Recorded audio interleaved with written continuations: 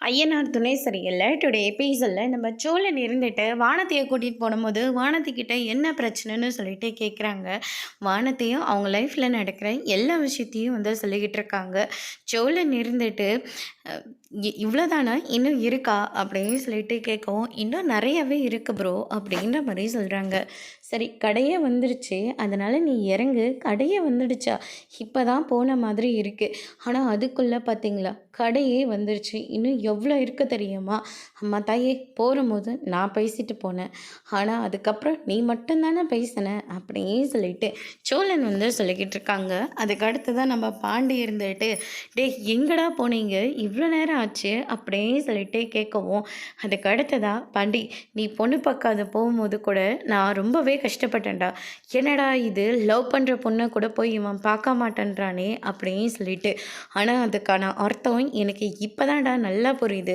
நான் சொல்கிறேன்டா, இதுக்கு மேலே நீ என்ன பண்ணுவியோ ஏது பண்ணுவியோ அது எனக்கு தெரியாது. இவளை விட்டது விட்டதாகவே இருக்கட்டும், இனிமே இவ உன்னோட லைஃப்பில் தேவையே இல்லைடா அப்படின்ற மாதிரி சொல்லிக்கிட்டு இருக்காங்க. வானதி இதை கேட்டோன்னே பயங்கரமாக ஷாக் ஆகுறாங்க. பொண்ணோட இவ எனி டைம் இவளை பற்றி மட்டும்தான் நீ யோசிக்கணும்டா. அது மட்டும் இல்லை, இவ கல்யாணம் பண்ணிட்டு வந்தானா நம்ம 4 பேத்தையும் இவ ஒரே நாள் பிரித்து உன்னை தனியாக கூட்டிகிட்டு போயிடுவாடா அப்படின்ற மாதிரி சொல்லிக்கிட்டு இருக்காங்க. அதுக்கு அடுத்ததான் பார்த்திங்கன்னா, வானதி இருந்துட்டு உங்கள் அண்ணனுக்கு கல்யாணம் ஆகட்டும், அதுக்கப்புறம் நம்ம 2 பேரும் கல்யாணம் பண்ணிக்கலான்னு சொன்னது எல்லாமே பொய்யா, எங்கிட்ட நீ நாடகம் போட்டியா அப்படின்னு சொல்லிட்டு வானதி கேட்டுட்ருக்காங்க. அதுக்கடுத்து தான் பாண்டி இருந்துட்டு அதுதாண்டி உண்மை அப்படின்ற மாதிரி சொல்கிறாங்க. நான் நம்ப மாட்டேன். பார்த்தியா, உங்கள் அண்ணனே நீ என்னெல்லாம் பிளான் போட்டு வச்சுருக்கேன்னு அவரையே சொல்லிட்டாரு. இனிமேல் நான் உன்னை பார்க்க வரவே மாட்டேன், இனிமேல் நான் உன் கூட பேசவே மாட்டேன் அப்படின்னு சொல்லிட்டு வானதி அங்கேருந்து கிளம்புறாங்க. பாண்டி இருந்துட்டு நான் சொல்கிறத கொஞ்சம் கேளு அப்படின்ற மாதிரி சொல்லிக்கிட்டு இருக்காங்க. ஆனால் வானதி நான் பேசவே மாட்டேன்னு சொல்லிட்டு அங்கேருந்து கிளம்பிடுறாங்க. அதுக்கடுத்ததாக பாண்டி இருந்துட்டு சோழனை பார்த்து முறைக்கிறாங்க. என்னடா நீ என்ன பார்க்குற, இவ போனது போனதாகவே இருக்கட்டும், மறுபடியும் இவகிட்ட பேசி மனசை மாத்துறேன்னு சொல்லி போய் பாலங்கலத்தில் விழுந்துடாது, சரியா? அதனால் நான் சொல்கிறத நல்லா கேட்டுக்கோ. நீ என் தம்பின்ற அக்கறைனால மட்டும்தான் நான் சொல்லிக்கிட்டு இருக்கேன். இவங்களை பிரிஞ்சதாகவே இருக்கட்டும், மறுபடியும் இவகிட்ட போய் நீ கெஞ்சிட்டு நின்றுட்டுருக்காத அப்படின்ற மாதிரி சொல்லிடுறாங்க. அதுக்கடுத்து தான் நம்ம சேரன், அதுக்கு நடேசன், சோழன்னு சொல்லிட்டு எல்லாருமே பேங்க்கு போகிறாங்க. அப்போ மேனேஜரை பார்த்து அந்த உயிரை பற்றின விஷயத்த கொடுக்குறாங்க. இதை எடுத்துகிட்டு எங்களுக்கு தேவையான பணத்தை கொடுங்க, நாங்கள் சீக்கிரமாக மீட்டுக்கிறோம் அப்படின்ற மாதிரி சொல்லிக்கிட்டு இருக்காங்க. இது உயிர் மாதிரி தெரியுது அப்படின்ற மாதிரி சொல்லிகிட்டு இருக்கவும், எங்கள் அப்பா எனக்கு எழுதின உயிர் இது, இதை வச்சுட்டு எங்களால் எதுவும் பண்ண முடியாது, ஏன்னா நாளை பின்ன வேறு யாராவது இதில் எனக்கு பங்கு இருக்குன்னு சொல்லிட்டு வந்துட்டா என்ன பண்ணுறது, அது எங்களுக்கு தான் தேவையில்லாத பிரச்சனை. இதை முதல்ல உங்களுடைய பேருக்கு ரெஜிஸ்டர் பண்ணுங்கள், அதே மாதிரி நான் கேட்குற டாக்குமெண்ட் எல்லாத்தையும் எடுத்துகிட்டு வந்துடுங்க, அப்போ தாங்க உங்களுக்கு லோன் கொடுக்க முடியும் அப்படின்ற மாதிரி சொல்லிட்டு இருக்காங்க. இதை கேட்டோன்னே நம்ம சோழன் இருந்துட்டு, நாம் பணம் இல்லாததுக்காக இவங்களை தேடி வந்தால் இவங்க இன்னும் எக்ஸ்ட்ரா தான் நம்மக்கிட்ட இருந்து கறக்க பார்க்குறாங்க, வேறு ஏதாவது ஒரு மூலையில் தான் நம்ம பணத்தை அரேஞ்ச்மெண்ட் பண்ண முடியும் அப்படின்ற மாதிரி சோழன் அங்கேருந்து கிளம்பிடுறாரு. அதுக்கடுத்து தான் இந்த சைடு நம்ம நிலா இருந்துட்டு சாப்பாடு செஞ்சிடறாங்க. சாப்பாடு செஞ்சதுக்கப்புறமா அதை வடிக்கணும் அப்படின்னு சொல்லிட்டு ஒரு பெரிய தட்டை எடுத்து வைக்கிறாங்க. சின்னதாக ஒரு பாத்திரமும் கஞ்சி வடிக்கிறதுக்காக வைக்கிறாங்க. அதுக்கு அடுத்து தான் நம்ம பாண்டி இருந்துட்டு, என்னங்க பண்ணுறீங்க? இல்லை, சாப்பாடு செய்யலான்னு வந்தேன், ஆனால் கஞ்சி வடிக்கவே ரொம்ப பயமாக இருக்குது அப்படின்ற மாதிரி சொல்லிட்டு இருக்காங்க.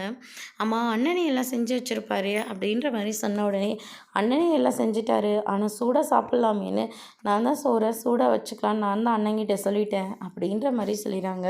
சரி வாங்க, நான் ட்ரை பண்ணுறேன் அப்படின்னு சொல்லிட்டு பாண்டி கவுக்கலான்னு சொல்லிட்டு போகிறாங்க. அதுக்கு அடுத்ததாக இன்னும் கொஞ்சம் விட்டுருந்தா இது என் கை மேலே விழுந்திருக்கும். ஆமாங்க, இது என் கை மேலே விழுந்திருக்கும், நல்ல வேளை நீங்கள் என்னை காப்பாற்றிட்டீங்க அப்படின்னு சொல்லிட்டு நம்ம நிலா சொல்லிக்கிட்டு இருக்காங்க. அதுக்கு அடுத்ததாக நம்ம பல்லவன் இருந்துட்டு சேரன் சொன்ன எல்லாத்தையும் நினச்சி பார்த்துட்டு ரொம்பவே வருத்தத்தோடு இருக்காங்க. பாண்டி இருந்துட்டு, ஆமாம் பல்லவன் எங்கே போயிட்டான், ஆளையே காணோம், ஒரு ரூமில் தான் இருக்கான், ரொம்ப வருத்தத்தோடு இருக்காரு சார் அப்படின்ற மாதிரி சொல்லிக்கிட்டு இருக்காங்க. யாருமே பேசலைல்ல, அதனால தான் அவன் ரொம்ப வருத்தப்பட்டுட்ருக்கான், அவன் பண்ணது அவ்வளோ ஒன்றும் சரியான விஷயம் இல்லைல்ல. சரியான விஷயம் இல்லை தான், ஆனால் அவங்ககிட்ட நம்ம அது பொறுமையாக தான் எடுத்து சொல்லி புரிய வைக்க முடியும். இப்படி யாருமே பேசாமல் இருந்தால் அவன் கஷ்டப்படுவான் இல்லை அப்படின்ற மாதிரி சொல்லிக்கிட்டு இருக்காங்க. அதுக்கடுத்து தான் நம்ம பாண்டி இருந்துட்டு பல்லவனை போயிட்டு சமாதானம் பண்ணிக்கிட்டு இருக்காங்க. அதுக்கு அடுத்து தான் நம்ம சேரன், நடேசன், சோழன் சொல்லிட்டு எல்லாருமே வந்துடுறாங்க.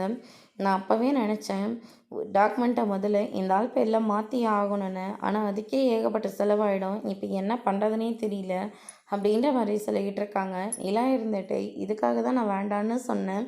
அது மட்டும் இல்லை, நான் நிறைய கம்பெனிக்கு அப்ளிகேஷன் விட்டுருக்கேன். கண்டிப்பாக ஏதாவது ஒரு கம்பெனிலேருந்து நல்ல ரிசல்ட் வரும். நான் ஜாப்க்கே போகிறேன். இதெல்லாம் எனக்கு செட் ஆகாது அப்படின்ற மாதிரி சொல்லிக்கிட்டு இருக்காங்க. உங்களை ஓனர் இடத்துல நான் வச்சு கூடிய சீக்கிரமாகவே நான் உங்களை ஓனர் ஆக்கி பார்த்தே ஆகணும் அப்படின்ற மாதிரி நம்ம சோழன் வந்து சொல்லிடுறாங்க. ஆளாளுக்கு நான் பணத்தை ரெடி பண்ணுறேன் அப்படின்ற மாதிரி சொல்லிக்கிட்டு இருக்காங்க.